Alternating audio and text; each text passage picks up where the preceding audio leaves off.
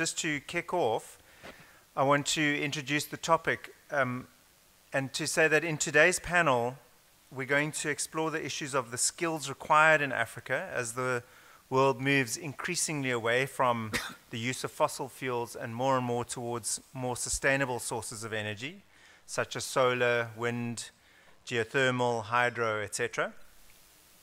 And in many cases, this means a move towards smaller, more distributed power generation facilities, often privately run. And those are taking place, or in many cases, taking the place of the traditional, very large, government-run and government-owned utilities. The facilities are often in far-flung places, either where there are no people or where the people in place don't have the skills required for those facilities to be built and to be maintained and run in their area. So what do we need to do in order to make sure that Africa can build the skills that we need at the pace that we need to build them? And that we take the opportunity to effect a just energy transition by creating local employment opportunities. So what do we need to do to identify the skills that we need? How do we fund the development of those skills? How do we retain the skills once we've developed them? And how do we keep building the skills over time as those needs shift and change? They're unlikely to stay exactly the same for an indefinite period of time. So perhaps I'll open it up to anybody that has a particular view on it. What are the skills that we require as this transition takes place? And what are the skills that we're most in need of creating today? It's the first step actually is understanding what those jobs are going to be and where that demand is going to sit, because it doesn't help us. We know that we can skill solar PV installers, for example, and we've got quite a few training programs around the country, but that doesn't help if those young people or older people are going to not get work at the end of the day. So we're actually in the process of trying to understand that demand and where that sits. But I think we also need to think wider. So we know that there will be technical skills that will come up in that research. We know that wind farms, and if you look at Sarum, you look at a lot of the research that's already been done. We know that EVs, electric vehicles, are going to drive a need. We know that nuclear potentially will drive a need. All of these different forms of energy will have different technical skills involved. So we know that, but we also need to think wider than that, because none of those will happen. NBI and BCG released some research that talked about the municipal renewable projects and the number of jobs that could be potentially released or made available if those projects happen. And those, I mean, there's a huge number of jobs, which is awesome. But we know in municipalities those jobs, those projects won't happen unless there's funding, and there needs to be funder management. There needs to be financial governance. There needs to be project management. There needs to be regulatory change. All of those skills will also come into play. Obviously, that's not so much in our space with the entry-level skills. Entry-level skills, I think there's a lot that will happen in the manufacturing space. There's a lot that will happen in the construction space of the renewable projects. There are some in the more entry-level RE kind of spaces. Lots in the waste-to-energy spaces as well. But we're still trying to figure that out.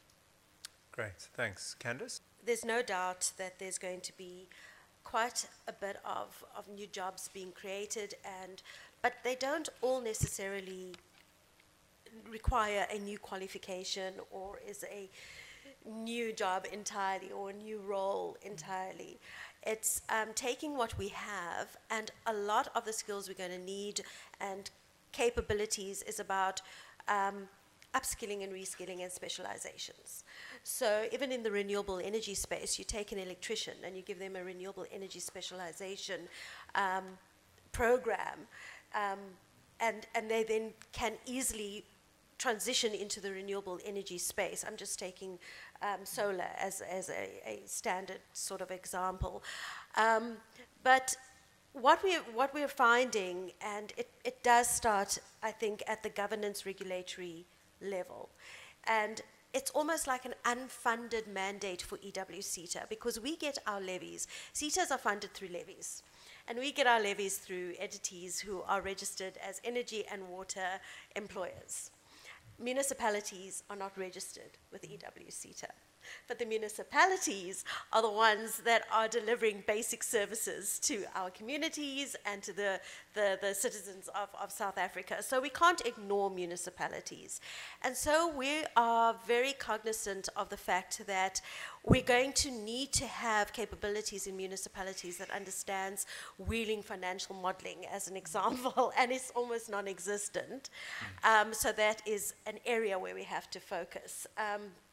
And capacitating our municipal management and executive management levels on pertinent policy and governance frameworks that they are going to need to implement.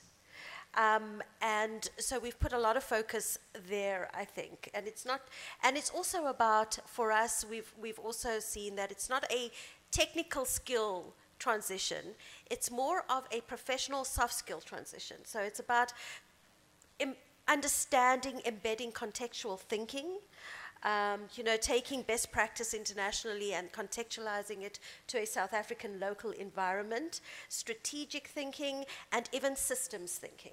So it's, when we're making decisions, we'll make a decision on one component of a full sort of system approach and not understanding the implication and the impact it has down the line on a full system. So those are the kind of skills that we need to start focusing on in a transition, and not so much the technical, because the technical you get a basic technical. It's around specializations, short programs, skills programs. When you come to industry, we've also realized that our industries in energy specifically are not willing to let their workforce go out and undertake a 12-month learnership, which has been the historical way we've done skills development in the past.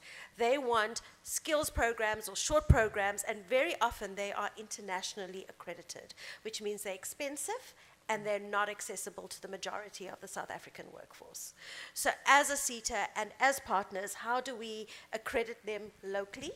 How do we make it more accessible to the broader workforce so that we are building the kind of skills that are needed in the transition?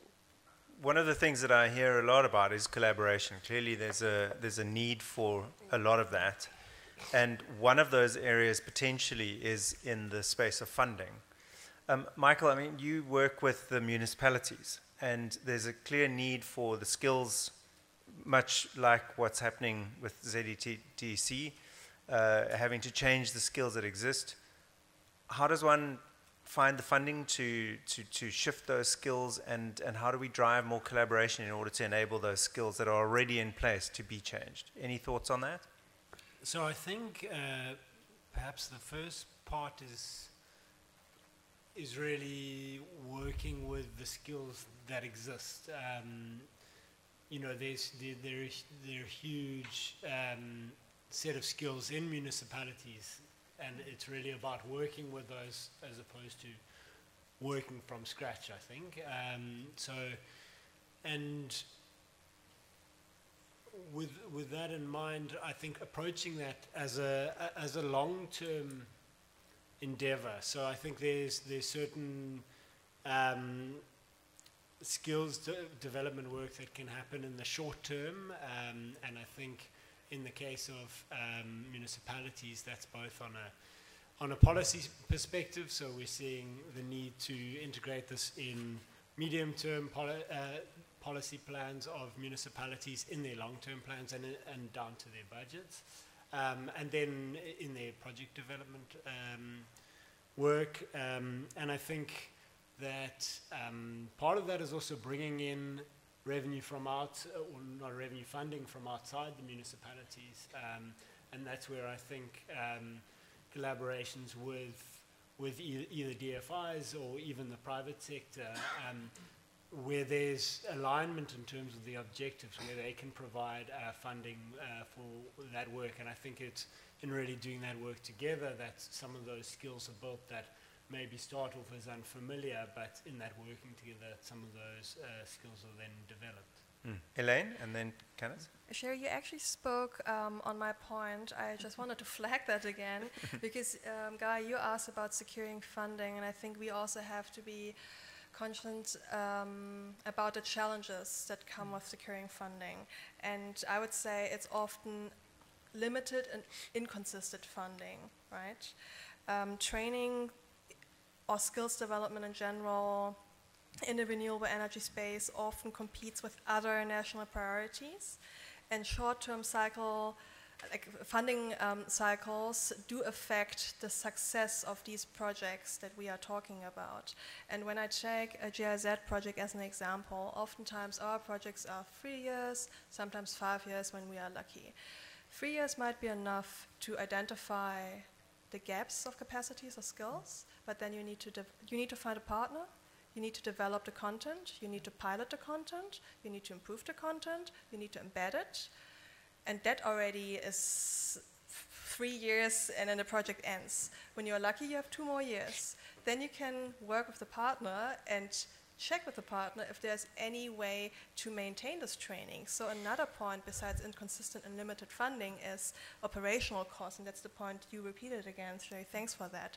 Operational costs. Will the partners where the trainings or offers are being embedded in, will they be able to sustainably offer these training formats by themselves? Oftentimes, no, sometimes yes. And in the case of a yes, we are looking at commercial offers. And when we are looking at commercial offers, it means that the trainings are not accessible anymore. And we have to be aware of this as well. So I think when we simmer on the thought of funding, we really need to reflect on project development. And Michael, you mentioned that actually we have to see the whole picture. Like if someone develops something and maybe the World Bank or another organization is taking that up, I'm just wondering if there's any way to actually design a project where, in the long term, we can consider other stakeholders, because we are all in our own world, even within organizations, even though it could be so easy. So I don't know, but I wanted to bring this up, and I hope we will find a solution for that, because we have so many institutions here at the Africa Energy Indaba or sitting on the panel who are doing amazing work, implementing a lot of activities, but we want to ensure that these activities are actually sustainable and not forgotten once they have already happened. Clearly the skills that we require here are also required everywhere else. So there's always that perception or that concern that perhaps as fast as we create the skills, we're going to lose them. How do we address that? Abel, I mean, maybe from your experience, you've been busy with it. So do you see them disappearing? I think the challenge that is upon us is to start looking inward and say, how can we develop our economies to a level that competes globally? But otherwise, that door will be very difficult to shut after you have trained. For the majority of our employees, they just need 2 years postgraduate training. It's good enough for them to earn them a job anyway, globally. So yes, I would want a solution maybe from Sherry? I think it was 2017 when I attended my first Energy Indaba. And it's the CEO, I think it was Fleur, stood up and said, we don't have a skills problem, we have a project lead problem, a project pipeline problem. If we have security of pipeline, and we know what's coming, business and industry will make the skills happen. So I think, yes, if we skill to the right levels, we'll lose people, but we'll also keep people because we have the work and the jobs and the opportunities to keep them busy. So we need to make sure from a regulation, government policy point of view, that whatever we say we're going to do, we actually do, and that we don't have the kind of up and down that we've had with the renewables projects and programs in South Africa. And then industry will build the skills. They'll make sure that they have what they need. Good. I'd love to open it to the floor. Probably from the SETA side, one could ask, is is the new trend which is coming up from the QCTO environment. Are we having qualifications and skills program which are going to support this transition which we are going to go through? And we can't waste time on debating policy because the change are so quick because of AI. I mean, you go to the motor industry and you ask the big boys, yeah, we call them big boys. They are selling less cars than the Chinese and Japanese vehicles which are coming in. How are they converting their mechanics now into technicians? They are supposed to fix a car without an engine, but with a battery. And so on, those changes. So in skills development, we can't sit down alone in one corner. I think we need to collaborate. Thank you. In terms of the QCTO, we've moved now into what is called occupational qualifications. And that is really critical because it does standardize and does allow for a uniformed way of approaching skills development. But there's a lot of reviews of those qualifications happening. I mentioned 21 SETAs, so you can imagine how many registered qualifications and occupational qualifications there are. And they're constantly being reviewed in terms of what are the new modules aligned to AI, communication, and various other things we're seeing that is pertinent to a net zero kind of economy that we're going to need to start building into the qualifications that exist. There are a few qualifications that don't actually exist that are being developed right now. We don't have a full hydrogen qualification in South Africa right now. We have a skills program that we've got, but we know the emphasis. It was even emphasized by the minister yesterday. Green hydrogen is the future. And we have a great natural resource, I suppose, pool in Africa for us to really drive green hydrogen. The price point is right. We can get it down to $1, I'm sure, with innovation and technology. But we don't have a qualification. Now at QCTO, it takes like through that process, it takes like something like 3 years sometimes to develop a qualification. That is a long time because by the time you've scoped out what the qualification needs now, in 3 years' time, everything has evolved. So there's challenges in that regard, and that's why as EWCETA we focused on really relevant, immediate skills needs through skills programs and short courses. Because that is really what we need to do. And yes, new qualifications are needed. QCTO is working with the qualification development partners to make sure those come online eventually. And the occupational qualifications are being reviewed constantly to embed the new requirements around what's happening in the transition. Yeah, so a theme that's definitely followed through is collaboration. I think that we're hearing the need for collaboration, the need for thinking ahead, the need for planning for the future, not just for now.